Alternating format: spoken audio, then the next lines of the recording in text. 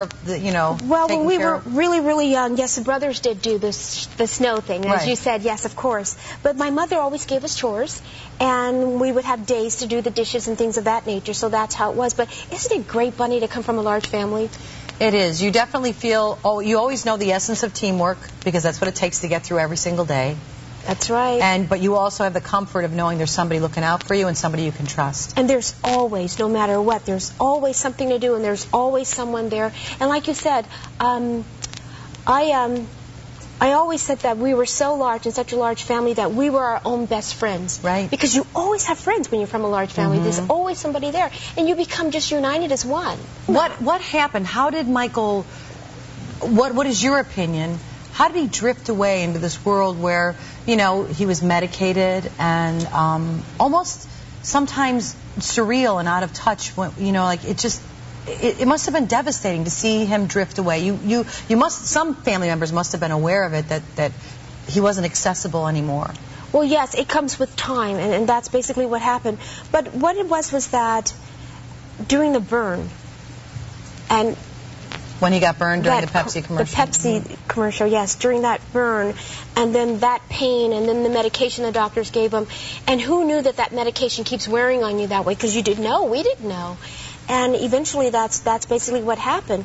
Do you think then he was addicted and felt like no way out, or was it shameful to admit addiction? Is that part of it? I think with anybody it's shameful to admit it. I think everybody's in denial who's doing that, of course, because they don't wish it, and they don't wish for that to happen to them, but sometimes it does.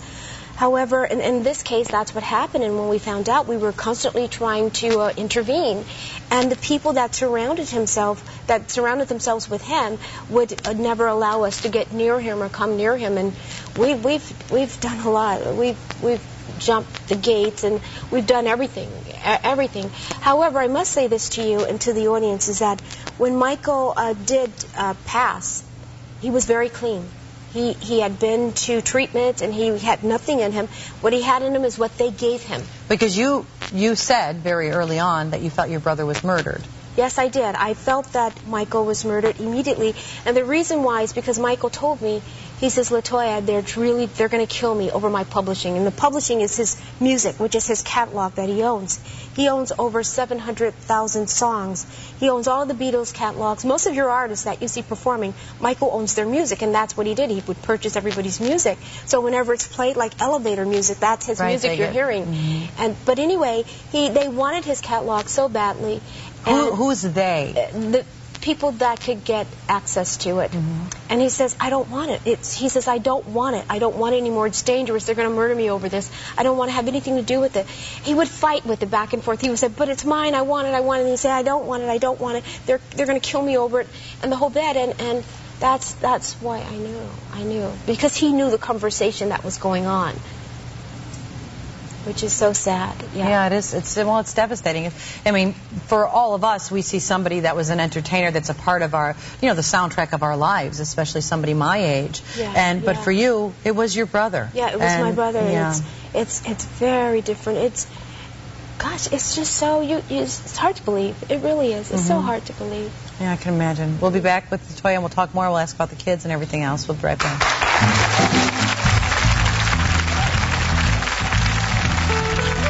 Ahead. He had disappeared. They said, Dr. Murray has disappeared. We've been trying to contact him. We can't find him. All new Bonnie, Lily Tomlin on Staying Young. I have a really good facialist. What do they buy, like mud packs and stuff? Kind of a Jiffy Lube product. Plus, tip from the author of Eat This, Not That. Monday on Bonnie.